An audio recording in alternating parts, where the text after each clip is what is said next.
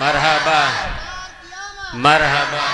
क़यामत दिलदार क़यामत मुफ्ती रफ़ीक आलम साहब किबला, नारे तकबीर, नारे रिसालत।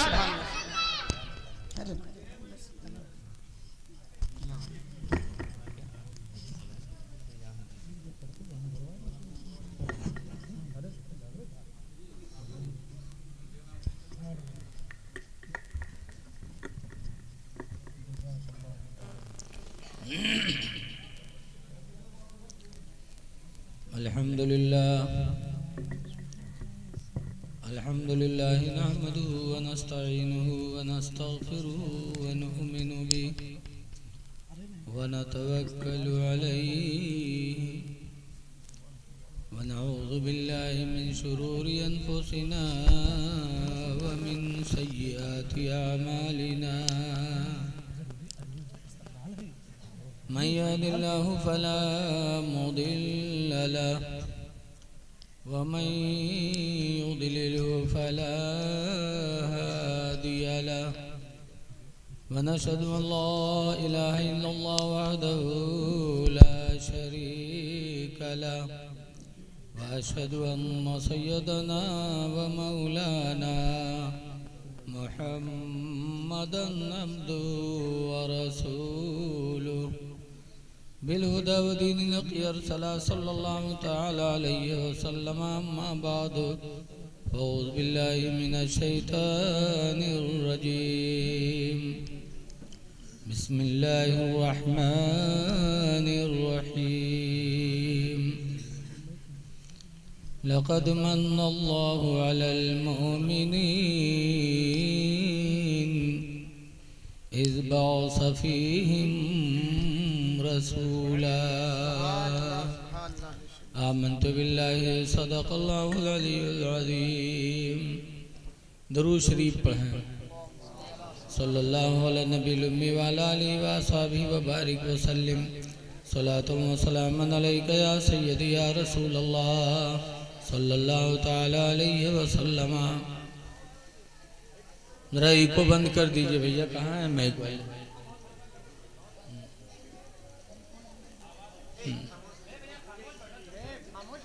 इको बहुत ही कम कर दीजिए। हजरात, आप लोग अपने नबी के महफिल में आए हैं, अदब इख्तियार कीजिए। कहने वाले ने कहा है, अदब से जिंदगी बनती है जन्नत भी जहन्नम भी। अदब से जिंदगी बनती है जन्नत भी जहन्नम भी। ये खाकी अपनी फितरत में न नारी है न नूरी है। अदब करोगे इंशाल्लाह कामयाब रहोगे। अपने पैगंबर की महफिल में आए हो, बहुत ही अदब से बैठो। वो हमारे हरकतों को, हमारे दिलों को सब कुछ देख रहे हैं। हुजूर से कोई चीज़ पोशीदा नहीं है। जब हुजूर के मानने वालों से कोई चीज़ पोशीदा नहीं है, हज़रत महबूब इलाही निज़ामुद्दीन औलिया दिल्ली में मज़ार है। जब हज़रत बाहयात थे दिल्ली में, तो पानीपत से कुछ कलंदर हजरत की मुलाकात के लिए दिल्ली आए थे। पैदल का ज़माना था, पानीपत से चले पैदल। जो घर से लेके चले थे ख़त्म हो गया, पैसे भी ख़त्म हो गए, भूख का ये आलम कि लगा कि अब कुछ नहीं खाएंगे तो जान निकल जाएगी। ऐसे माहौल में उन कलंदरों ने देखा एक मरा हुआ बैल पड़ा था, तो उसी का गोश्त ही भून के खा लिया आग में। जान में जान आई, जबकि मुर्दार बैल का गोश्त खाना हराम है। खाए जान में जान आए। दिल्ली आए, महबूब इलाही ने देखा तो अपने खादिम से कहा कि भाई हमारे मेहमान आए, इनको खाना बना के खिलाओ। महबूब इलाही के खादिम ने खाना बना के पेश किया तो कलंदर नाराज़ हो गए। कहा इतनी दूर से हम पैदल चल के आए यही खाना खाने के लिए, हटाओ। खादिम ने आकर के महबूब इलाही से कहा कि वो लोग कह रहे यही खाना खाने के लिए हम लोग पानीपत से आए हैं। हजरत को गुस्सा नहीं आया। हजरत फरमाते मेहमान हैं, ठीक है उससे अच्छा बना के दे दो। अच्छा बना के फिर दिया खादिम ने। फिर कलंदरों ने वही बात कही, क्या खाना सामने लाया जा रहा है, यही खाना खाने के लिए मैं इतना लंबा सफ़र करके आए। फिर बावर्ची ने आके हजरत से बताया। हजरत ने कहा कोई बात नहीं, मेरे मेहमान हैं, और अच्छा बना के दे दो। और अच्छा बना के दिया तो फिर कलंदरों ने वही बात कही, यही खाना खाने के लिए इतना लंबा सफ़र करके आए। फिर बावर्ची ने महबूब इलाही से आके कहा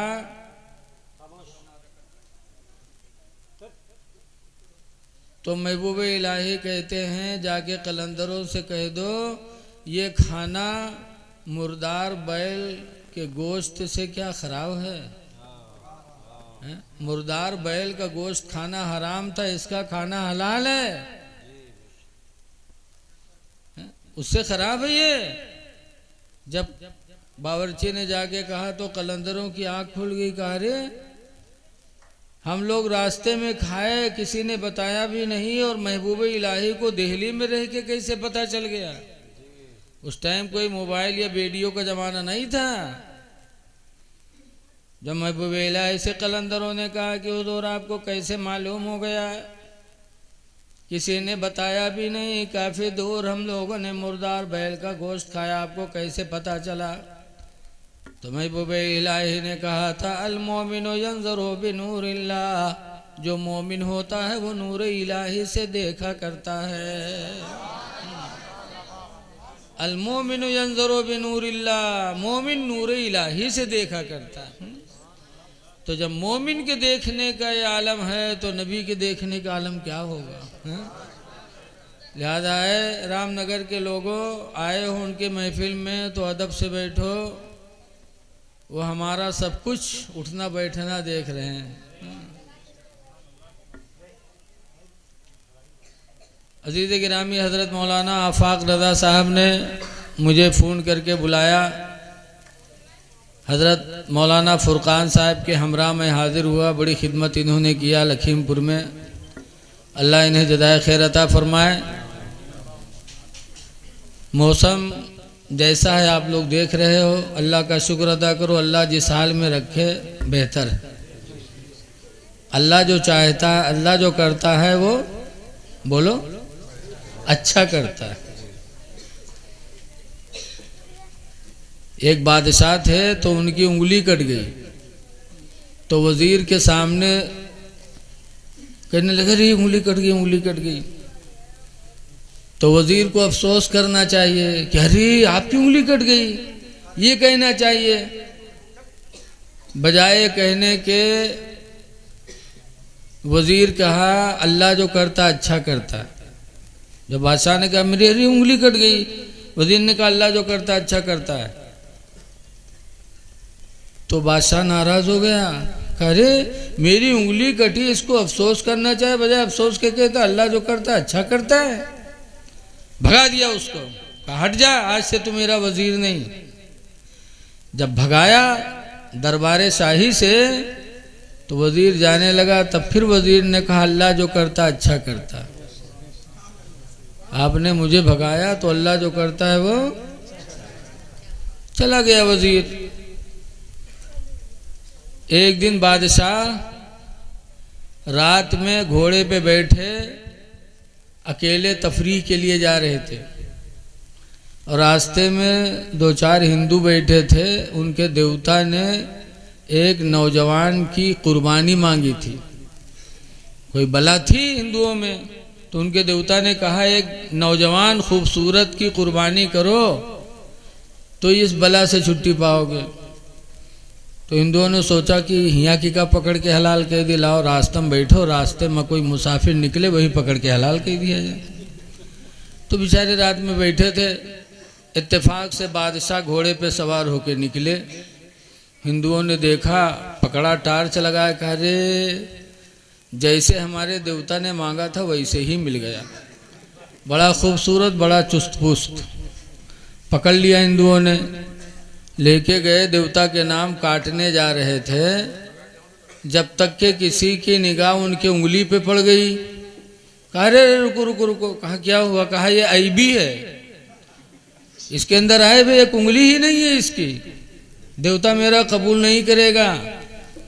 देखा उंगली गायब, तो कहा तो ऐबी है, देवता कबूल ही नहीं करेगा, तो छोड़ दिया। जब छोड़ा बादशाह आए, जान बची लाखों पाए, बुद्धू खैर से घर वापस आए। जब घर आए तब उनको याद आया कि वजीर ने एक दिन कहा था कि अल्लाह जो करता अच्छा करता है। तो अब हमारे समझ में आया कि उंगली न कटी होती तो आज तो मैं ना राम का रहता ना किसी का रहता, पता नहीं कहाँ चला जाता। हाँ? देवता के नाम हलाल हो जाता। तो बादशाह ने कहा उंगली कटी, अल्लाह जो करता अच्छा करता है। लेकिन जब वजीर को भगाया था तब भी वजीर ने कहा था अल्लाह जो करता अच्छा करता है। ये बात समझ में नहीं आई। तो वजीर को बुलाया और बुलाने के बाद पूछा, वजीर ये बात तो समझ में आ गई कि मेरी उंगली कटी, तुमने कहा था अल्लाह जो करता अच्छा करता है, ये बात मेरे समझ में आ गई। कहा क्या हुआ? कहा आज उंगली न कटी होती तो देवता के नाम चला जाता मैं। ये बात समझ में आ गई, अल्लाह जो करता अच्छा करता है। लेकिन तुमको भगाया था मैंने, तब भी तुमने कहा था अल्लाह जो करता अच्छा करता, वो बात समझ में नहीं आई। तो कभी नहीं समझे, भगाए न होते तो वजीर तो बादशाह का लंगोटिया यार होता है, जहाँ जहाँ बादशाह हुआ वहाँ वजीर। तो अगर भगाए न होते तो तुम तो छोड़ दिए जाते, मैं चढ़ा दिया जाता। तो अल्लाह जो करता अच्छा करता है। तब बादशाह ने कहा बेशक मेरा रब जो कुछ करता अच्छा करता है। तो बारिश हुई, इसमें क्या मसलहत है अल्लाह ही बेहतर जानता है। लेकिन यकीनन आप लोग बड़े लायक तारीफ हैं कि बारिश होती रही लेकिन आप लोग बैठे रहे। अल्लाह इस मोहब्बत का सिला अता फरमाए। मैंने कुरान करीम के एक आयत पढ़ी है, अल्लाह ताला फरमाता है लक़द मन्नल्लाहु अलल मुअमिनीन, यकीनन अल्लाह ताला ने मोमिनों पर एहसान फरमाया, मुसलमानों पर एहसान फरमाया। कि कैसे? इज़ बाअस फ़ीहिम रसूला, जब अल्लाह ताला ने मोमिनों में अपना रसूल भेज दिया। रसूल भेजा तो अल्लाह ने एहसान किया। अल्लाह ताला ने हमको तुमको बिन मांगे आँख दिया। अच्छा बताओ, कोई माँ आँख की दुआ मांगे से रहा है तो आँख मिली है? बोलो भैया, कोई मांगे रहा हो? महतारी पेट से पैदा हुए, आँखी वाले पैदा हुए, कहीं दुआ मांगे थे? बिन दुआ मांगे अल्लाह ताला ने आंखों में रोशनी अता फरमाई, हाथ पैर में ताकत अता फरमाई, औलाद दिया, बीवी दिया, घर दिया, मकान दिया, सब कुछ दिया। लेकिन अल्लाह ताला ने किसी चीज़ पर एहसान नहीं फरमाया कि मैंने मुसलमानों को आँख दिया, मैंने एहसान किया, या जान दिया एहसान किया, नहीं कहा। बल्कि कहा मैंने अपना महबूब भेज कर उन पर मैंने एहसान किया। तो पता चला कि सबसे बड़ी नेमत अल्लाह के रसूल हैं, और उन्हीं के वसीले से अल्लाह ताला ने हम सबको सारी चीज़ें अता फरमाई हैं। आला हज़रत इमाम अहले सुन्नत इसीलिए फरमाते हैं कि होते कहाँ खलीलो बिना काबो मिना, होते कहाँ खलीलो बिना काबो मिना, लौलाक वाले साहिबी सब तेरे घर की है। अच्छा ये बताओ, आज हम दिन में कैसी कैसी बोलियां बोलते हैं। हमारे नबी दुनिया में आए तो सबसे पहली बोली क्या बोली है? हुजूर जब माँ के पेट से पैदा हुए तो सबसे पहली बोली मेरे नबी की ज़बान पे कौन सी बोली आई? हदीस शरीफ में सबसे पहली बोली मेरे नबी दुनिया में आकर बोले अल्लाहु अकबर अल्लाहु अकबर वल्हम्दुलिल्लाहि रब्बिल आलमीन। दुनिया में आने के बाद मेरे नबी ने सबसे पहले अपने रब की बड़ाई बयान की है, अल्लाह की बड़ाई बयान की। अल्लाहु अकबर की बोली मेरे नबी ने बोली है। खुश नसीब है वो मस्जिद में अजान देने वाले मुसलमान नमाजी जो अजान पढ़ते हैं और अजान में खुदा की बड़ाई बयान करते हैं। ऐ लोगों, अजान देने वाला इतना खुश नसीब है कि वो बोली बोलता है जो बोली मेरे पैगंबर ने दुनिया में आने के बाद सबसे पहले बोली थी। अजान दिया करो।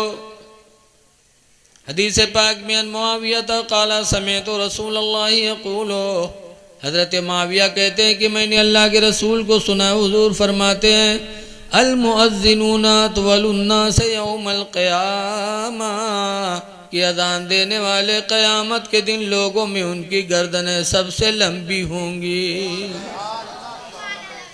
यानी मजमा में होंगे लेकिन उनकी गर्दनें इतनी लंबी होंगी कि मैदान महशर के लोग ऊंची गर्दन देख के समझ जाएंगे ये वो खुश नसीब है जो दुनिया में मस्जिद के अंदर अजान पुकारा करता था। अल्लाह ताला उससे फरमाएगा मेरे बंदे दुनिया में तू अजान कहाँ करता था, आज मैदान महशर में तू अजान पढ़। तेरी अजान की आवाज़ जितने लोग सुनेंगे सबके बारे में हम तेरी शफाअत को कबूल कर लेंगे। एक अजान देने वाला तो क़यामत के दिन जन्नत में जाएगा, लेकिन अजान देने वाला इतने लोगों को जन्नत में लेके जाएगा जितने लोग उसकी अजान की आवाज़ सुनेंगे। लिहाजा ऐ लोगों अजान दे दिया करो। लेकिन आज कुछ नमाजी इतने बड़े बदनसीब हैं कि अगर नमाज फजर में मस्जिद में पहले आ गए तो ये नहीं सोचेंगे कि लाओ पहले आए जल्दी वजू बना करके अजान दे दें ताकि वो नेकी हमें मिल जाए। ये नहीं कहते हैं, बल्कि कहीं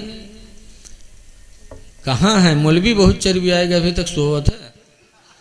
ये हाफिज जी भी सोवत है, बहुत चर्बी आएगा। कब खसकाहीन वाला ही यहाँ से क्या नींद नहीं खुलत। अब बताओ, अरे आए थे खुदा के घर में तो तुम अपने नसीब पर नाज करते कि सबसे पहले खुदा के घर में मेरी हाजिरी हो गई है। ला वज़ू बना करके वो नेकी कमा लें, लेकिन बजाय इसके नेकी कमाने की अपनी आखिरत बर्बाद करते हैं। इनका लोगों ने काहे आगे बैठाया। खामोश रहो बच्चे, गौर से सुनो। देखो, आम लोगों की बुराई करना हराम है और इमाम की बुराई करना तो सख्त हराम। पीठ पीछे किसी को बुरा कहना इसी का नाम है गीबत। और हदीस शरीफ में हल गीबत व अशद्दु मिन ज़िना, कि गीबत करना ज़िना से भी बदतर है। ज़िना अगर बदनसीबी से किसी से हो गया और तौबा किया तो अल्लाह चाहे माफ़ करे चाहे ना माफ़ करे, लेकिन अगर किसी की गीबत कर दे तो जब तक वो माफ़ नहीं करेगा खुदा माफ़ नहीं कर सकता। इसलिए लोगों मस्जिद में आ जाओ और पहले आओ तो खुदा का शुक्र अदा करके अजान पढ़ लो। बहरहाल मेरे नबी के मुंह से सबसे पहली बोली निकली अल्लाहु अकबर अल्लाहु अकबर।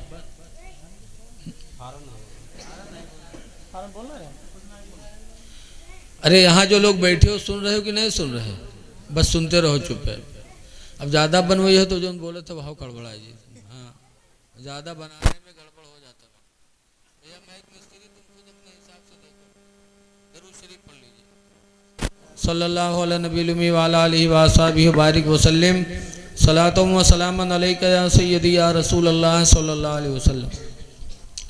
अच्छा ये बताओ कि अल्लाह ताला ने रसूलुल्लाह को पैदा क्यों किया, क्यों पैदा हुई? तो हुजूर खुद अपने पैदा होने की वजह बयान करते हैं।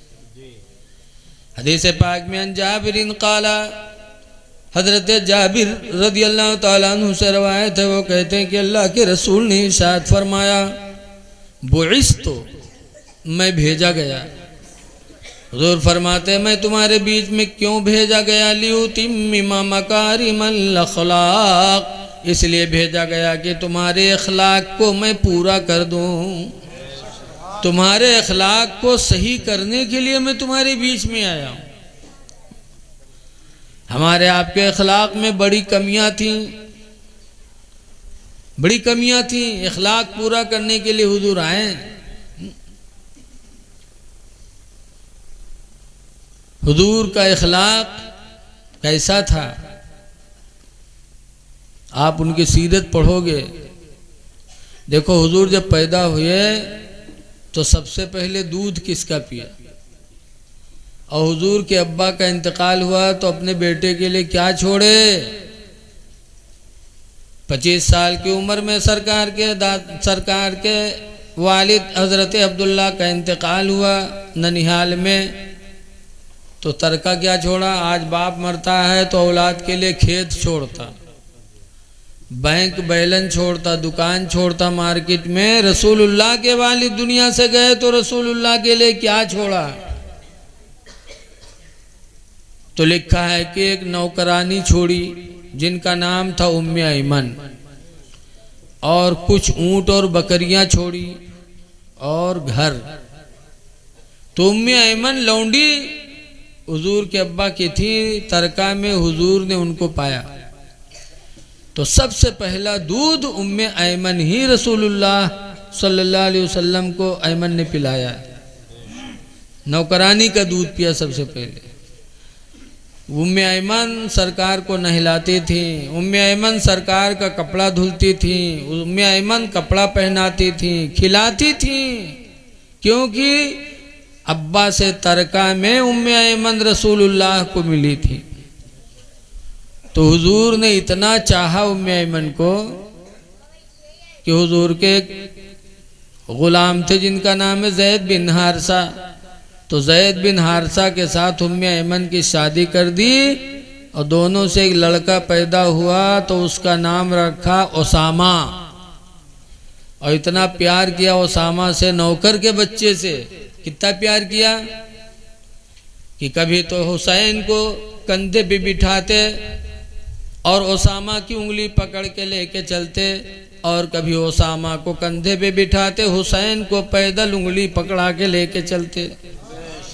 रसूल करीम सल्लल्लाहु अलैहि वसल्लम ने दुनिया में यह फैसला करके दिखा दिया, इंसाफ करके दिखा दिया कि पैगंबर के नज़दीक अपना बेटा और गुलाम के बेटे में कोई फ़र्क नहीं है। हाँ।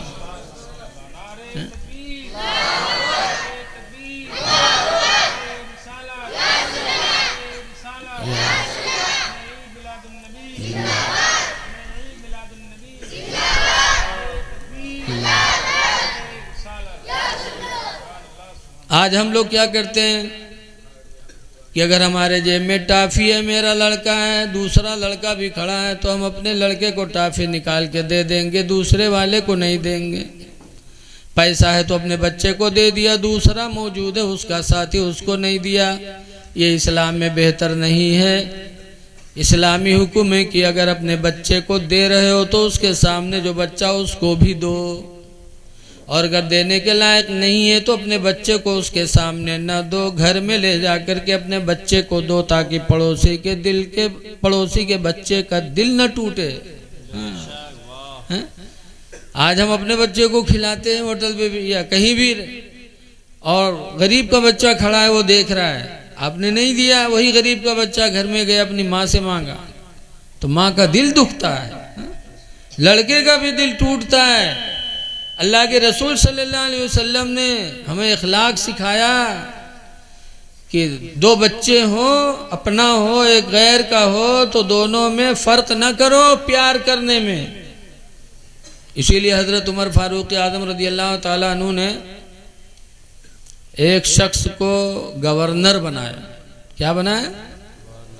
गवर्नर बनाया, और परवाना लिख करके दिया कि तुम फलां सूबे के गवर्नर हो। इतने में एक छोटा लड़का आ गया खेलते हुए, तो हज़रत उमर फारूक आज़म जो अमीरुल मोमिनीन थे, उन्होंने उस लड़के को उठा लिया और खिलाने लगे, प्यार करने लगे। तो गवर्नर साहब कहते हैं कि अरे अमीरुल मोमिनीन, अजीब आलम है आपका, हमारे तो 10 लड़के हुए, मैंने किसी लड़की को गोदी नहीं खिलाया, अब आप पता नहीं किसका लड़का उठा के प्यार कर रहे हैं। तो हज़रत उमर ने उस गवर्नर से परवाना ले लिया, कहा पर्चा इधर ला, कागज लेके हजरत उमर ने उस पर्चे को फाड़ के फेंक दिया। कहा तू गवर्नर बनने के लायक नहीं है, तू जा बकरियां चरा। जब तेरे दिल में तेरी औलाद की मोहब्बत नहीं है तो खुदा के बंदों के बारे में तेरे दिल में कहाँ मोहब्बत आएगी। जब तुझे अपने बच्चों पे रहम नहीं आता तो इंसानों पे रहम कब आएगा। तू गवर्नर बनने के लायक नहीं है, तू चरवाहा के लायक है। पर्चा फाड़ दिया और गवर्नरी से उसको हटा दिया। ऐ लोगो, अल्लाह के रसूल इखलाक सिखाने आए थे, इखलाक को पूरा करने आए थे। पहला दूध उम्मे ऐमन का पिया, दूसरी बार अपनी माँ आमना का पिया, तीसरी बार हलीमा का पिया और हलीमा ने पूरा दूध पिलाया। दूध पिलाने की मुद्दत कितनी होती है बताओ? 2 साल। लेकिन आज कोई बोला ना हीमा, इके मारे कि कोई पियावे नहीं देते। कहा थे तू न पियाए कमजोर हो जाए, हम डब्बा लिया ही थे। बड़े मयारू हो जाते औरत के कि तू कमजोर हो जाए, तू न पियाए। अरे माँ के दूध में जो ताकत होती है वो ताकत किसी दुनिया के दूध में नहीं हो सकती। और माँ का जब पूरा दूध बच्चा पीता है तो उसी औलाद के दिल में माँ की मोहब्बत भी ज्यादा पैदा होती है। दूध पिलाने का टाइम है 2 साल। कुरान में वयरदाना औलादहुन्ना हौलैनि कामिलैन कि माँ अपने बच्चों को 2 साल पूरा दूध पिलाए। हजरत हलीमा ने 2 साल रसूलुल्लाह को दूध पिलाया, लेकिन उस दूध पिलाने के बदले में हलीमा को पैसे मिलते थे। लेकिन इसके बावजूद हुजूर ने हलीमा के साथ क्या इखलाक पेश किया। बचपन में दूध पिलाया था और सरकार 59 साल के हो गए थे तो मदीने मुनव्वरा से एक जंग लड़ी, जिस जंग का नाम है जंगे हुनैन। और हुनैन की लड़ाई करके वापस आ रहे थे। मक्का से 35 किलोमीटर दूर मकाम जैराना पर सरकार बैठे तो अपने मुजाहिदीन को कुछ खाना तकसीम करने लगे। अबू तुफैल का बयान है कि हुजूर खाना बांट ही रहे थे, जात इमरातुन की अचानक एक औरत आई। जब वो औरत आई बुढ़िया फबसत अलहा रिदा हो तो रसूलुल्लाह ने अपनी चादर उस बुढ़िया के लिए बिछा दिया। जब बुढ़िया बैठ गई, सरकार ने कुछ खिलाया, उन्होंने खाया तो मुजाहिदीन देख देख के ताज्जुब करने लगे कि अल्लाह कौन बुढ़िया है कि आई। तो रसूल करीम ने अपनी चादर बिछा दिया, बिठा लिया, खिला भी रहे हैं, मोहब्बत से देख रहे हैं कौन बुढ़िया है। तो लोगों ने पूछा मन हिया, ये कौन है? तो लोगों ने बताया हिया उम्मुहु अल्लती अर्दातहु, ये रसूलुल्लाह की माँ हलीमा है जिन्होंने इनको बचपन में दूध पिलाया था। ऐ मुसलमानों, अपने पैगंबर के अखलाक पे गौर करो कि आज 59 साल के हो गए, बचपन में हलीमा ने दूध पिलाया था, किराए पर पिलाया था, किराया ले लेके पिलाया था। लेकिन आज अल्लाह के रसूल ने देखा तो हलीमा की इतनी ताज़ीम की कि खाना बांटना छोड़ दिया, खड़े हो गए और हलीमा के लिए चादर बिछा के हलीमा को बिठा लिया, खिला भी रहे हैं, मोहब्बत से चेहरा भी देख रहे हैं। अभी तक हलीमा ईमान नहीं लाई थी। अब हलीमा की उम्र कितनी हो गई होगी बोलो? 59 साल के सरकार हो गए। और हलीमा ने बचपन में दूध पिलाया था, जो जब दूध पिलाया होगा तो 15-20 साल की ज़रूर रही होंगी। तकरीबन 80 साल की हलीमा हो गई, अभी ईमान नहीं लाई थी। लेकिन जब हुजूर का ये अखलाक देखा है, उनका रहमो करम देखा, तो हलीमा के दिल ने गवाही दे दिया कि बचपन में मैंने दूध पिलाया था, लेकिन आज उसका समरा यह है कि बच्चा मेरे लिए चादर भी बिछा रहा है, बिठा रहा है, खिला भी रहा है, ताज़ीम भी कर रहा है। खुदा की कसम, जिसका अखलाक इतना अच्छा हो वो कोई गैर नहीं होगा। इसका अखलाक निशानी है इसकी नबूवत और रिसालत की सच्चाई का। हज़रत हलीमा सादिया ने गवाही दे दी कि खुदा की कसम मैं गवाही देती हूँ कि ऐ मोहम्मद आपकी रिसालत भी सच्ची है, आपकी नबूवत भी सच्ची है। और हलीमा ने कलमा पढ़ लिया, कलमा पढ़ के ईमान कबूल कर लिया। जब हलीमा ने ईमान कबूल किया तो हलीमा के शौहर हारिस भी साथ में थे, उन्होंने भी इस्लाम कबूल कर लिया। ये मेरे पैगंबर का इखलाक है, इखलाक सिखाने आए थे। रज़ाई माँ जिन्होंने किराए पर दूध पिलाया था, लेकिन अल्लाह के रसूल क्या ताज़ीम कर रहे हैं। आज हम लोग सगी माँ की इज्जत नहीं कर पाते, हम अपनी माँ का बिस्तरा नहीं बिछा पाते, जिसने हमको पाला पोसा बगैर उजरत लिए हमको दूध पिलाया। बोलो हमारी तुम्हारी माँ कोई किराया लेती है? हलीमा ने किराया लिया था, लेकिन फिर भी अल्लाह के रसूल इतनी इज्जत कर रहे हैं। ऐ लोगों, तुम्हारी माँ तुम्हें खिलाती पिलाती है, तुम भी अपने माँ के बिस्तर को बिछाओ, माँ की खिदमत करो। लेकिन आज अफसोस है हम कितने दूर हो गए। यही हजरत उमर फारूक आज़म रज़ी अल्लाह ताला अन्हु का ज़माना था। एक साहब की माँ बीमार हो गई, बहुत बूढ़ी थी, आंखों की रोशनी भी जा चुकी थी, इतनी कमजोर थी। तो अपनी माँ को पीठ पर ला दे। उस जमाने में कोई रिक्शा वगैरह तो थे नहीं, गाड़ियां थी नहीं। माँ बुढ़ापे की वजह से कमज़ोर हो गई, तो इलाज के लिए वो साहब अपने पेट पर माँ को ला दे और जा रहे थे इलाज के लिए कि माँ से पेशाब हो गया। बुढ़ापे में आदमी मजबूर हो जाता, पेशाब निकल जाता, पता भी नहीं चलता।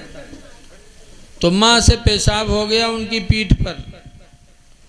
तो वो साहब वापस आए और हजरत उमर से शिकायत करने लगे कि अमीरुल मोमिनीन, मेरी माँ बीमार है, मैं अपनी माँ को पीठ पर लादे इलाज के लिए जा रहा था, मेरी माँ ने मेरे पीठ पर पेशाब कर दिया।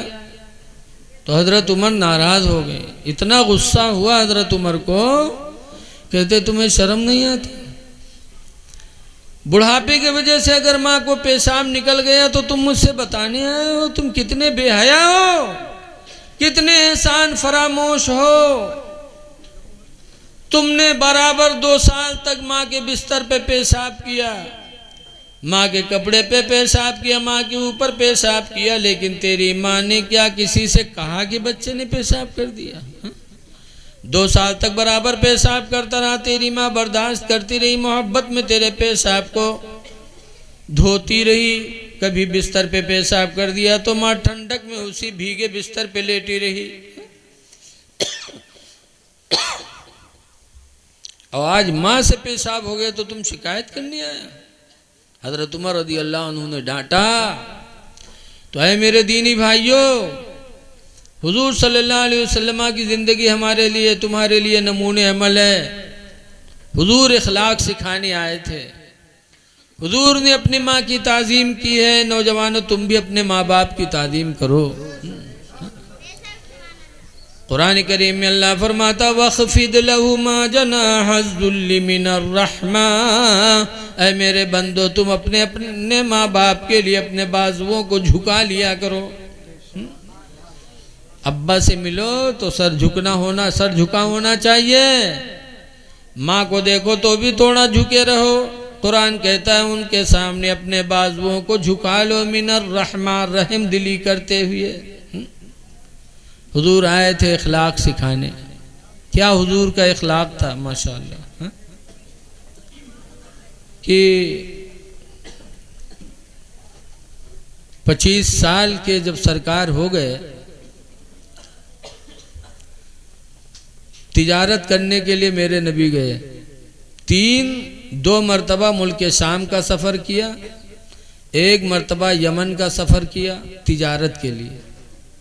और सरकार जब तिजारत करने जाते थे, कभी इनका माल लेके गए बेच लाए, कभी उनका माल लेके गए बेच लाए, तो नफ़ा खूब मिलता था और ईमानदारी से बताते थे सब। तो मक्का में एक औरत थी जिनका नाम है खदीजा, बहुत मालदार थी, उनकी दौलत का कोई जवाब नहीं और खूबसूरत भी बहुत थी, लेकिन बेवा थी। एक मरतबा उनकी शादी हुई अबू हाला से, तो 2 लड़के हुए और अबू हाला का इंतकाल हो गया, खदीजा बेवा हो गई। फिर उन्होंने शादी की अतीक से, तो एक लड़का एक लड़की पैदा हुई, फिर अतीक का इंतकाल हो गया, खदीजा बेवा हो गई। लेकिन दौलत बहुत थी, हसीन थी, तो मक्का के लोगों ने फिर निकाह का पैगाम भेजा।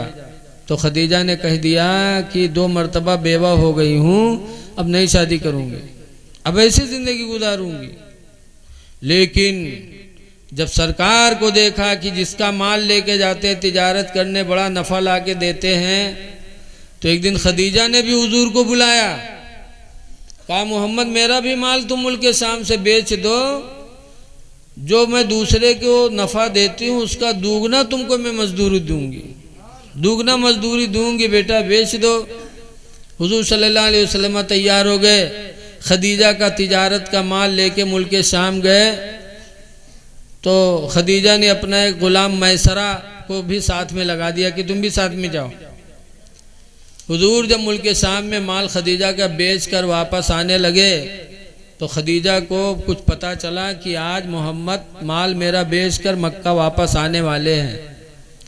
तो खदीजा अपने घर की छत पे चढ़ गई, तो देख रही थी रास्ता मुल्क शाम का कि अभी आ रहे हैं, अभी आ रहे हैं। तो जब हुजूर को आते देखा तो क्या देखा कि 2 नूरानी चेहरे वाले फरिश्ते बादल का साया अल्लाह के रसूल पर किए हुए हैं, हुजूर चल रहे हैं और वो बादल का साया भी बराबर चल रहा है। जब खदीजा ने ये शान देखी, देखती रही, जब हुजूर वापस आए और नफ़ा दिया, तो खदीजा कहती हैं कि बेशुमार नफ़ा मोहम्मद ने उस माल में हमें अता फरमाया। तो मैसरा को लेके गई खदीजा अलग अपने ग़ुलाम को, और मैसरा से कहा बेटा अभी अभी मैं देखी कि मोहम्मद आ रहे थे तो 2 फरिश्ते बादल का साया किए हुए थे उन पर। तो मैसरा कहते हैं आपने यही देखा? मैं तो पूरे सफ़र में यही देखता रहा, ऐसे ऐसी अजायबात देखा मोहम्मद से जो मैंने कभी दुनिया में नहीं देखा था। खदीजा के दिल में सरकार बस गए। तब खदीजा ने सोचा कि मोहम्मद से निकाह कर लूँ तो बेहतर रहेगा। तो खदीजा गई सरकार के फूफू के पास ख़ानदान पूछने के लिए, हस्ब नसब पूछने के लिए। तो हुजूर की फूफी मक्का में रहती थी जिनका नाम है सफ़िया। सफ़िया के पास खदीजा गई, कहा तुम्हारा भतीजा कैसा है? सफ़िया कहती मुझसे पूछती हो कैसा है? पूरी दुनिया से पूछ लो, मुझसे क्यों पूछती हो? मेरे खदीजा का कोई, मेरे भतीजे का कोई जवाब है? खदीजा वहाँ से आई और एक लड़की नफीसा से कहा है नफीसा तुम जाओ हुजूर को मेरा पैगाम सुना दो। बड़े बड़े लोग निकाह की दावत भेज रहे हैं, खदीजा ठुकरा रही हैं, लेकिन रसूलुल्लाह का अखलाक देखकर खदीजा खुद निकाह का पैगाम दे रही हैं। बुखारी की हदीस में कहा जाके हुजूर से कह दो इन्नी क़द रग़िबतु फ़ीका या मुहम्मद सल्लल्लाहु अलैहि वसल्लम। जाके हुजूर से कह दो कि बेशक खदीजा आपकी ख्वाहिशमंद है। क्यों? लिहुस्नि खुल्क़िका, आपके अच्छे अखलाक की वजह से, वलिसिद्क़ि हदीसिका, और आपकी सच्ची बोलियों की वजह से कि आप हमेशा सच बोलते हैं, आपका अखलाक बहुत अच्छा है, इसलिए मैं आपके निकाह में आना चाहती हूँ। जा कर के हुजूर से बता दो। ऐ नौजवानों ज़रा गौर से सुनो, बहुत पॉइंट की बात है यहाँ पे। जब नफीसा खदीजा के निकाह का पैगाम लेके गई और कहा हुजूर आपसे खदीजा निकाह करना चाहती हैं, तो हुजूर ने जवाब क्या दिया? ऐ नौजवानों गौर करो मेरे नबी के इस बोली पर। अल्लाह के रसूल ने जवाब दिया कि जाओ नफीसा खदीजा से कह दो कि मेरे अब्बा अम्मा नहीं है ना मेरे वालिदैन नहीं है कि मैं उनसे इस बारे में मशवरा करूं, लेकिन अभी इसी ज़मीन पर हमारे चचा लोग जिंदा हैं। अबू तालिब जिंदा है, मेरे हमजा जिंदा है, अब्बास जिंदा है। मैं अपने चचा लोगों को बिठाऊंगा, उनसे पूछूंगा, अगर वो लोग इस रिश्ते को पसंद करेंगे तो निकाह होगा। हुजूर ने डायरेक्ट कबूल नहीं किया। आवाज के नौजवान तनिक कोनो बिटिया तनिक मन की भले के भाग गवा, ना अब्बस ना अम्मा से मर गए, वो तो भाग गवा दिल्ली बम्बई, बप्पा हुआ थाने में ठोके जाते हैं। घर उजड़ रहा है, खानदान बर्बाद हो रहा है। ऐ नौजवानों, तुम अपने पैगंबर की जिंदगी देखो।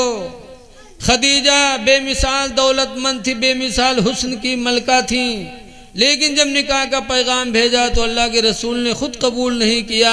फरमाया मैं अपने चचा लोगों के बीच में रखूंगा, अगर वो लोग राजी होंगे तो रिश्ता होगा, वरना नहीं हो सकता। हुजूर ने शाम को मीटिंग की, अपने चचा लोगों को बिठाला, खदीजा की बात सुनाई तो सरकार के बड़े चचा अबू तालिब खड़े हो गए। कहा बेटा मोहम्मद, पूरे अरब में तुम्हारा भी कोई जवाब नहीं और खदीजा का भी कोई जवाब नहीं, लिहाजा ये रिश्ता हम पसंद करते हैं। हुजूर की बारात चली, हुजूर दूल्हा बने, चाचा लोग बाराती बने और बारात लेके खदीजा के दरवाजे पर पहुंचे तो सरकार के बड़े चचा अबू तालिब ने हुजूर का निकाह पढ़ाया। अब महर में 20 ऊंट अबू तालिब ने हुजूर के महर में खदीजा को अता फरमाया। तो खदीजा के चचाजाद भाई वर्का बिन नौफिल वो भी खड़े हुए और उन्होंने अपनी तरफ से महर 400 दिरहम अता फरमाया। दिरहम चांदी के रुपये को कहते हैं। और फिर खदीजा की रुखसती हो गई अल्लाह के रसूल के घर। तो 40 साल की खदीजा थी। कै साल की थी? 40 साल की। हुजूर 25 साल के और बेवा थी। ऐसे हसीनो जमील मेरे नबी कि कहने वाले ने कहा है, आँख वाले तेरी जो बन का तमाशा देखें, आँख वाले तेरी जो बन का तमाशा देखें, और दीदे कोर को क्या नजर क्या देखे। हवाला हजरत फरमाते हैं हुजूर कितने हसीन थे। फरमाते हैं रुख दिन है या महरे समा, ये भी नहीं वो भी नहीं। रुख के माने आते हैं चेहरा। हुजूर का चेहरा क्या है? आला कहते रुख यानी चेहरा दिन है, या महरे समा, दिन माने सूरज, महर माने चांद, कि हुजूर का चेहरा चांद है या सूरज है। आला हज़रत फरमाते हैं ये भी नहीं वो भी नहीं, यानी हुजूर के चेहरे को सूरज कहा जाए ये भी गलत, चांद कहा जाए ये भी गलत, इसलिए कि दोनों के अंदर जो चमक आई है वो रसूलुल्लाह से हासिल हुई है। हदीस कुदसी हुजूर फरमाते हैं वलमा खलक़ल्लाहु नूरी, सबसे पहले अल्लाह ने मेरे नूर को पैदा किया। व कुल्लल खलाइक़ि मिन नूरी, और पूरी मखलूक को मेरे नूर से बनाया। तो आला हज़रत फरमाते हैं कि रुख दिन है या महरे समा, ये भी नहीं वो भी नहीं, कुमरी ने सरवे जां फज़ा, ये भी नहीं वो भी नहीं। लेकिन हुजूर ने बेवा औरत से निकाह किया तो जब तक खदीजा जिंदा रही हुजूर ने दूसरा निकाह नहीं किया। और खदीजा कब तक जिंदा रही? 25 बरस तक। 25 साल तक खदीजा नबी के निकाह में रही, तब तक सरकार ने किसी औरत से शादी नहीं किया। क्यों? अगर कोई दूसरी औरत से शादी कर लेते तो दुनिया के बहुत गंधेला कहते कि सिर्फ दिखावे के लिए बेवा से कह लेना है, बाकी कुंवारी औरत से कहना है। तो अल्लाह के रसूल ने लोगों के जवाब को बंद करने के लिए जब तक खदीजा जिंदा रही अल्लाह के रसूल ने कोई शादी नहीं किया। और खदीजा के पेट से अल्लाह ताला ने औलादे भी अता फरमाई, 4 बिटियां और 2 लड़के। और खदीजा का जब इंतकाल हुआ तब सरकार ने एक कुंवारी औरत से शादी किया जिनका नाम है हजरत आयशा। और जब कुंवारी औरत आयशा से शादी किया और बिस्तर पे जब सरकार लेटते थे आयशा के, तो गौर करो मेरे दीनी भाइयों, आयशा के बिस्तर पे सरकार लेटते थे, जब करवट बदलते थे तो क्या कहते थे? हाय मेरी खदीजा, हाय मेरी खदीजा। आराम कर रहे हैं आयशा के साथ और याद कर रहे हैं खदीजा को। तो अच्छा ये बताओ, औरत को सवत सवत में यहाँ हमेशा ठनी रहा थे कि नहीं ठनी रहा थे? बोलो जी के दुई मेहरुआ होके जू से पूछो। हमारे एक मौलाना दोस्त है, उनके निकाह में दुई मेहरुआ, तो एक दिन मदरसा में आए तो उनके कुर्ता उड़ता सब फाट, और ऐसा हम पे जैसे भैंसा हम पे थे कौन। हम लोग देखे न, हम लोग कहें कहा बात हजरत, कहने रहे न पूछो, तुरंत की अपनी तरफ खींच रही थी, नहीं की अपनी तरफ खींच रही थी, कुर्ता फाट गया, उसी में हालत खराब हो गई। सवत सवत में कभी बनती नहीं है, ये फितरती है, फितरतन ये चीज पैदा हो जाती है। सरकार आराम कर रहे हैं, आयशा के बिस्तर पे याद कर रहे हैं खदीजा को। तो एक दिन हजरत आयशा को गुस्सा आ गया। हजरत आयशा कहती हैं, क्या जब देखो तब आप बुढ़िया की रट लगाए रहते हैं, जब देखो तब बुढ़िया को याद करते हैं, हाय खदीजा हाय खदीजा।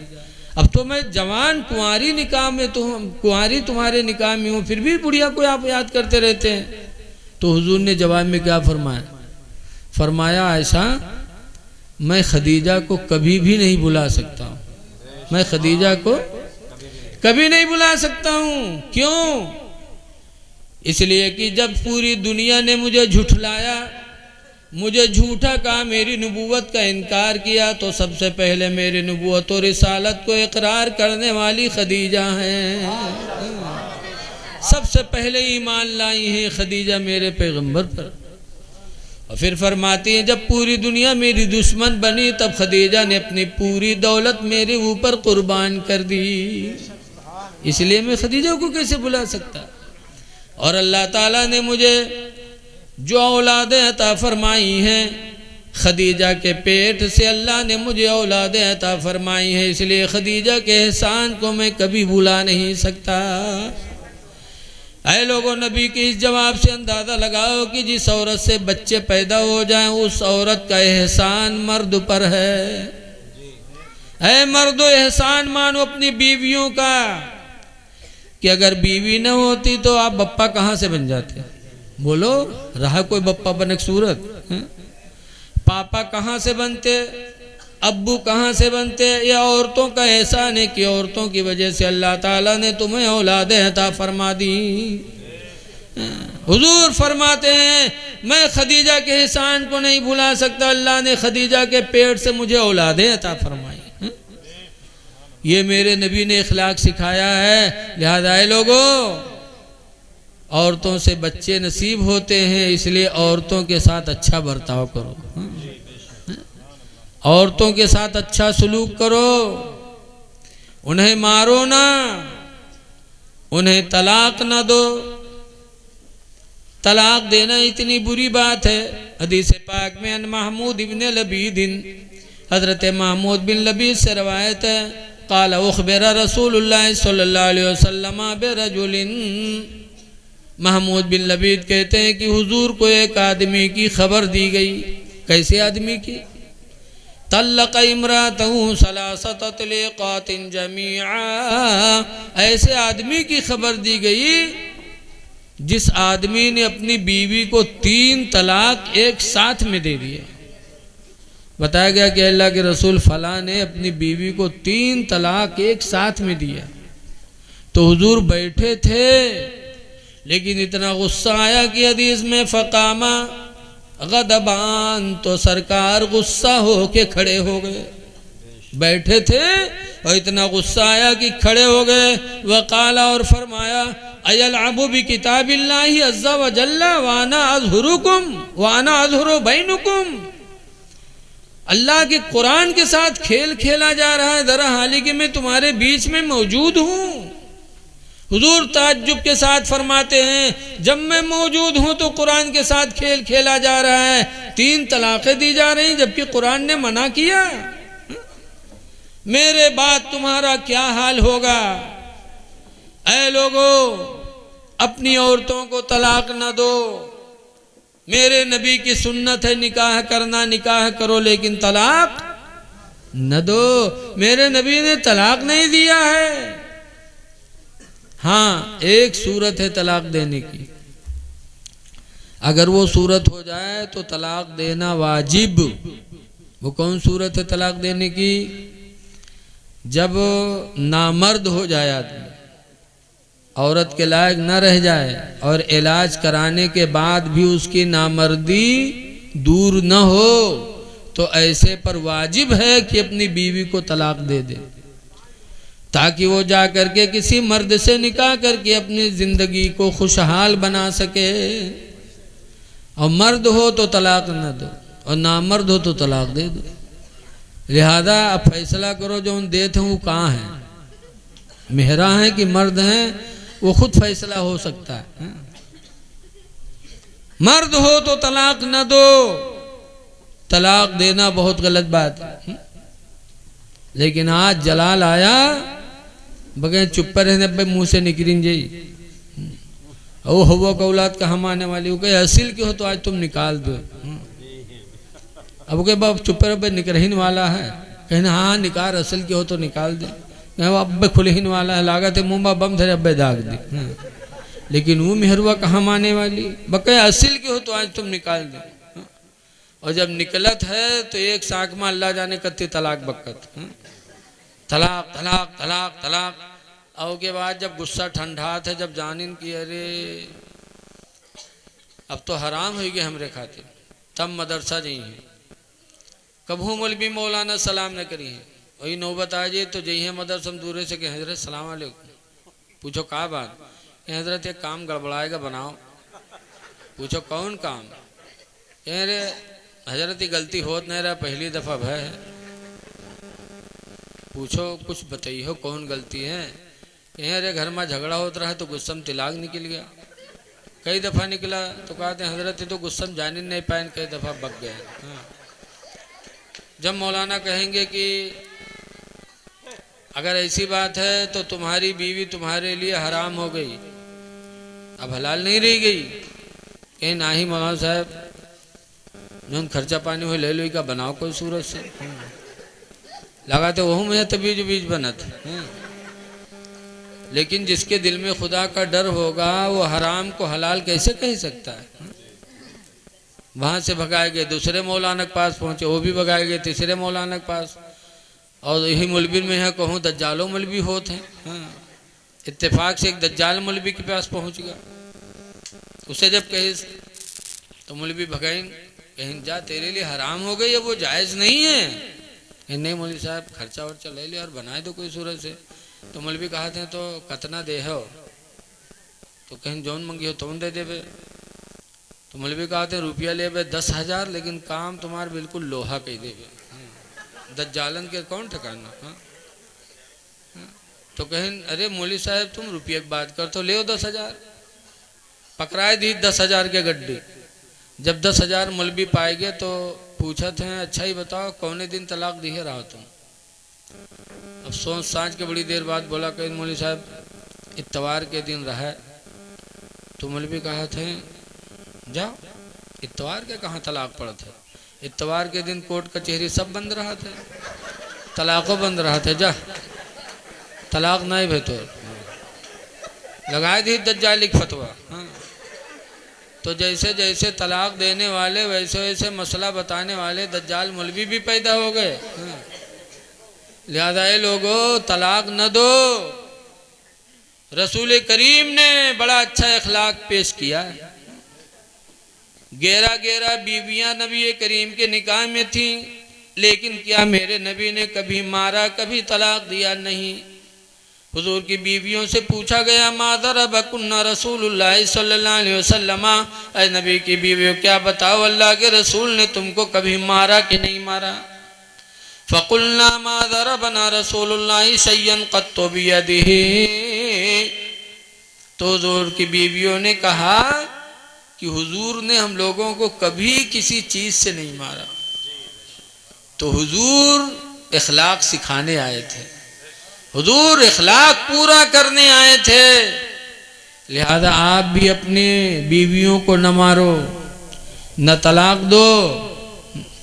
लेकिन आजकल अगर मेहरवक लड़का नहीं मारा थे तो के महतारी बाम मोहल्ला में यहाँ का कहा था लड़कवा हमार मेहरी आए गवा, वो कहे तो हाथ है नहीं उठाते तन, बताओ ना मार तो महतारी मार खवाई देती। वो बुढ़िया सास जब डईन है ना, वो मोहल्ला में घूम घूम के कही हमार लड़कवा तो मेहरी आएगा, वो कहे तो हाथ है नहीं उठाते। बताओ, अरे अल्लाह के रसूल के निकाह में 11 बीवियां रसूलुल्लाह ने हाथ नहीं उठाया, और तुम्हारे निकाह में एक बीवी है तो कहते हो हाथ नहीं उठते। मारो ना, रहम करो। हुजूर फरमाती रहमो मन फिल अर्दी, ऐ लोगों जमीन वालों के ऊपर तुम रहम करो, यरहमुकुम मन फिस समा, तो अल्लाह ताला तुम पर रहम फरमाएगा। रहम करोगे तो खुदा तुम पर रहम फरमाएगा। इसलिए हुजूर इखलाक सिखाने आए, मारो ना। लेकिन कुछ लोग ऐसे जो इतना मारते हैं। मौलाना अब्दुल मुस्तफ़ा आज़मी ने अपनी किताब में एक बीवी मार का वाक़िया लिखा है। एक आदमी रहा है, उसके नाम में पड़ गया है बीवी मार।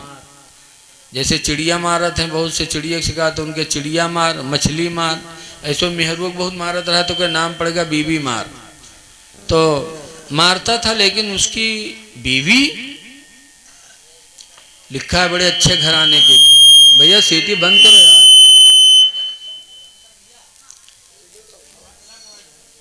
उसकी बीवी इतने अच्छे घराने की थी, उसके माँ बाप ने तालीम दिया था कि बेटी शौहर के घर जा रही हो, शौहर की फर्मा बरदारी ही में अल्लाह ने तुम्हारे लिए जन्नत रखी।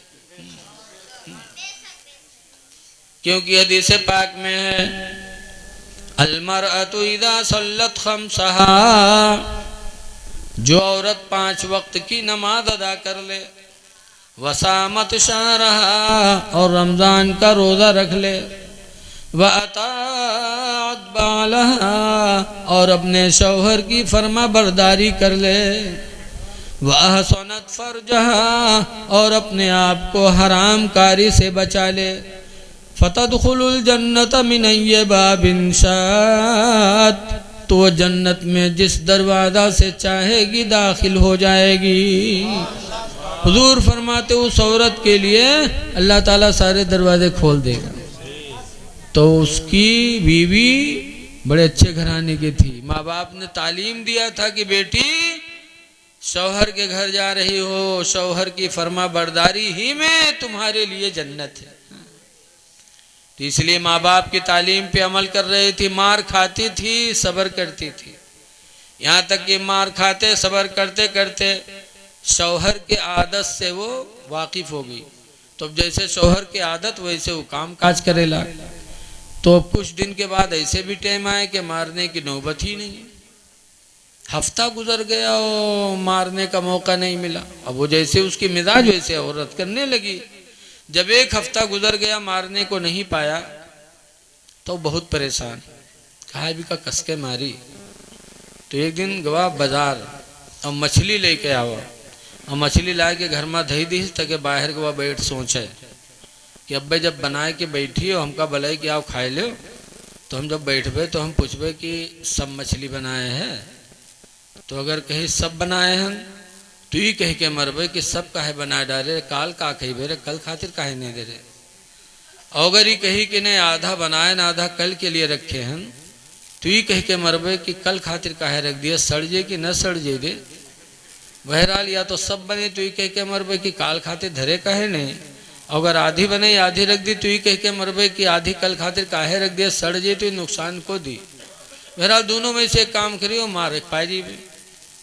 तो बैठ दुआरे सोचो, वो बेचारी अपना बनाई खाना बन के जब तैयार हुआ तो ही का बलैस क्या वो खाए लो। तो ये लाठी लेके गवा, सोचिस कि आज तो मरे ही मारेगा। लाठी लेके बैठा, वो खाना जब निकाल के आगे रखे तो ये पूछा था सब मछली बनाए हैं। तो वैसे हलाई मुँह जैसे हलाई भाई उठाई लाठी, कहीं सारे सब काहे बना डाले, कल का खे बेरे आधी कल खातिर काहे ने रखे रे, अरे भूल गई थी आधी मछली कल के लिए भी रख दिया।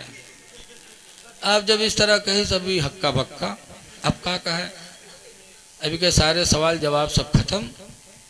तो अब खाना तो खाए शुरू की, लेकिन ये खाना मुँह में जाए नहीं, हाली बना बनावा प्रोग्राम सब खत्म होगा। हाँ, तनी को नहीं खाए के बाद उठ पड़ा। बीवी ने आंगन में बिस्तर बिछाया, सोचा कि मेरा शौहर है, दिन भर रोजी कमाया है, तो ला इसके पैर को दबा दूं। वो आंगन में लेटा था, बीवी पैर दबा रही थी, अभी आसमान पर तक रहा था, तो आसमान पर इसको एक हल्की सी लकीर नजर आई। तो औरतिया से पूछा था ये लकीर कसोई रे आसमान पर? तो औरतिया कहा तो फरिश्तन के सड़क हो। तो कहीं फरिश्तन के सड़क हो? कहीं हाँ। कहीं ना, अरे जालिम तो हमका फरिश्तन के सड़क के नीचे बिस्तरा बिछाया है, अगर उनके मोटर फिसली तो हम मरब की बचब रे दुश्मन, वो उठाई लाठी पर पीटे लाग। तो मौलाना अब्दुल मुस्तफ़ा आज़मी लिखते हैं कि इंसान बहुत बड़ा जालिम होता है। इंसान के रग रग में शैतान बसा होता है। इसीलिए कुरान कहता है इन्ना शैतान अलिल इंसान अदुव्वुम मुबीन, बेशक शैतान इंसान का खुला हुआ दुश्मन। तो सरकार आए हैं अखलाक को सिखाने के लिए। माँ के साथ अच्छा बर्ताव करो, भाई के साथ अच्छा बर्ताव करो, बीवी के साथ अच्छा बर्ताव करो, पड़ोसियों के साथ अच्छा बर्ताव करो। आज हम पड़ोसी के साथ नहीं कर पाते। कोई बात नहीं। रसूल करीम सल्लल्लाहु अलैहि वसल्लम अखलाक सिखाने के लिए हमारे तुम्हारे बीच में तशरीफ लाए। कैसा अखलाक मेरे नबी ने सिखाया? रवायतों में आता है कि अल्लाह के हबीब सल्लल्लाहु अलैहि वसल्लम एक दिन तशरीफ ला रहे थे, तो रास्ते में एक बुढ़िया अपनी गठरी रखे बैठी थी। सुना होगा आप लोगों ने, सुना है? गठरी रख के बैठी थी। हुजूर ने देखा, देखो हुजूर की एक सिफत थी, आज अगर हमसे लोगों से कोई बोझ उठवावे कहा था तो हमरे तो गुस्सा आ जाता कि मौलाना आदमी थे कि हमसे कह दी उठवाए थे। बोलो सोचते कि नहीं सोचते? और हम ना हम तनके सोच दोसर के है तू का नहीं देखा थे रे मौलाना मिले रहे रे और कोई उठवाए ले, बोलो कहते कि नहीं कहते? लेकिन अल्लाह के रसूल ने क्या अखलाक पेश किया। हुजूर की सिफत थी व तहमिलुल कल्ला। खदीजा ने कहा था कि नबी की तो वो सिफत है कि लोगों के बोझ को लाद लाद कर उनके घर पहुंचा दिया करते थे। हुजूर उठवाना तो दरकिनार, अल्लाह के रसूल बोझ उठा के घर पहुंचा दिया करते थे। तो एक मर्तबा आ रहे थे, एक बुढ़िया गठरी लिए बैठी थी। सरकार ने देखा तो समझ गए कि शायद ये गठरी उठाने वाले के इंतजार में बैठी है। सरकार गए, कहा बूढ़ी माँ कोई जरूरत? कहाँ बेटा एक मजदूर की जरूरत है। क्या क्या काम बूढ़ी माँ? कहा गठरी लेके चलना है। कहा कहाँ लेके चलना है? कहा बेटा मक्का से इतनी दूर लेके चलना है जहां मोहम्मद की आवाज न पहुंचे। और हुजूर ही से कह रही है, जलती थी हुजूर से लेकिन हुजूर को पहचान नहीं रही थी। तो कहा बूढ़ी माँ मोहम्मद ने तुम्हारा क्या बिगाड़ा है जो तुम मोहम्मद की वजह से मक्का छोड़ रही हो? बुढ़िया कहती है बेटा वो हमारे बुतों के खिलाफ बोली बोलता है, कहता बुतों की पूजा न करो, ये खुदा की इबादत करो। बिन देखे खुदा की इबादत का हुक्म देता है, हमारे बुतों की बुराई करता है। लिहाजा बेटा मैंने कसम खा ली है कि मक्का छोड़ दूंगा ताकि मोहम्मद की आवाज सुनने को न मिले, इसलिए मैं इतनी दूर जाना चाहती हूँ जहां उसकी आवाज न पहुंचे। ले चल सकते हो मेरी गठरी? हुजूर फरमाते हैं हाँ बूढ़ी माँ मैं ले चलूंगा। गठरी उठाई सरकार ने बुढ़िया की, लेके चले। बुढ़िया आगे आगे पीछे। अल्लाह के रसूल जब मक्का के बाहर काफी दूर बुढ़िया पहुंच गई तो कहती बेटा यहीं रख दो, उम्मीद है कि यहाँ उसकी आवाज नहीं पहुंचेगी। रख दिया गठरी। आने लगे तो बुढ़िया कहती बेटा मजदूरी तो ले लो। कहा नहीं बूढ़ी माँ, मैं मजदूरी के लिए नहीं पैदा किया गया, मैं तुम्ही जैसे कमजोरों की खिदमत के लिए पैदा किया गया हूँ। कह रहे बेटा कैसी बात कर रहे हो, ऐसी बोली तो, ऐसी बात तो कोई नहीं बोला आज तक। बूढ़ी हो गई बेटा इसी धरती पे रहते रहते, लेकिन ऐसा जवाब किसी ने कुछ नहीं कहा। कहने नहीं बूढ़ी माँ, मैं खिदमत के लिए पैदा किया गया हूँ, मैं मजदूरी लेने के लिए नहीं आया हूँ। कहा अच्छा बेटा तुम अपना नाम बता दो, और जब मोहम्मद का मामला ख़त्म होगा मक्का में, मैं मक्का आऊँगी तो तुमको इस एहसान का बदला चुकाऊँगी। तो हुजूर फरमाते हैं बूढ़ी माँ मेरा नाम न पूछो। कहने बेटा नाम तो बताना पड़ेगा। कहने नाम न पूछो बूढ़ी माँ। कहने बेटा नाम बताना पड़ेगा। तब हुजूर ने सर नीचे झुकाया और फरमाते हैं बूढ़ी माँ ये वही मोहम्मद है जिसके लिए तुमने मक्का छोड़ा है। हाँ, ये वही मोहम्मद है। बुढ़िया की आंखें खुल गई। कहा रे तुम ही मोहम्मद हो? कहा बूढ़ी माँ मैं ही मोहम्मद हूँ, मेरे लिए तुमने मक्का छोड़ा बूढ़ी माँ। बुढ़िया कहती है बेटा अगर तुम ही मोहम्मद हो तो खुदा की कसम में गवाही देती हूँ ला इलाहा इल्लल्लाह मुहम्मदुर रसूलुल्लाह सल्लल्लाहु अलैहि वसल्लम। बेटा मैं गवाही देती हूँ कि तुम्हारी नबूवत भी सच्ची, तुम्हारी रिसालत भी सच्ची है। ऐसा इखलाक तो इस रुए जमीन पर मैंने जिंदगी में कहीं नहीं पाया।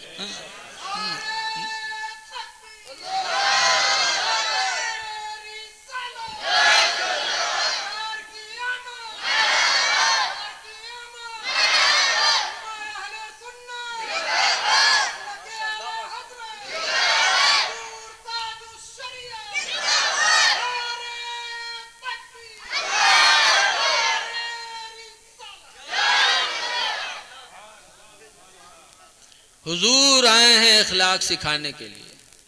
हुजूर फरमाते मैं इसीलिए मबूस हुआ ताकि तुम्हारा इखलाक पूरा हो जाए। क्या इखलाक है? आज मस्जिद बन रही है, कहीं की भी मस्जिद हो,